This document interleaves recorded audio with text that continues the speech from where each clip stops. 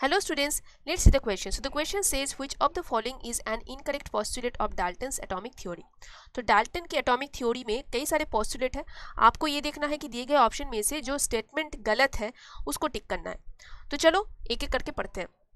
Atoms of different elements have different sizes and masses. ये कहना क्या चाहते हैं? सपोज कॉपर के ये एटॉम्स हैं और मैं यहाँ ड्रॉ करती हूँ आयरन के एटॉम्स, तो ये रहे आयरन के एटॉम्स। कहना ये चाहते हैं कि आयरन के एटॉम्स के जो मास एंड साइज है वो डिफरेंट होंगे than that of the copper का एटॉम के मास एंड साइज। तो ये सही स्टेटमेंट है। नेक्स्ट में आ जाते हैं, atoms of different elements combine in a simple whole number ratio. आप H2O को याद कर लो। H2O में क्या है? 2 हाइड्रोजन एटॉम है और 1 ऑक्सीजन एटॉम है। तो 2 हाइड्रोजन एटॉम 1 ऑक्सीजन एटॉम के साथ जुड़ के ही वाटर बनाते हैं। हम कभी ये नहीं कहते हैं कि 2/6 पार्ट ऑफ 1 हाइड्रोजन एटॉम जुड़े हैं 1/3 part of 1 oxygen atom.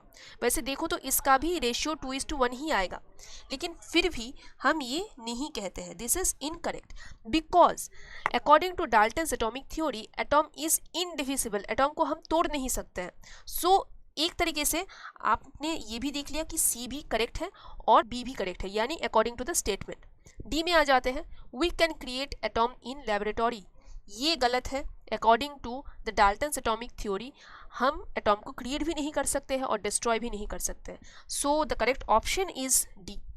I hope ये आंसर समझने में आपको कोई डिफिकल्टी नहीं है। Thank you so much.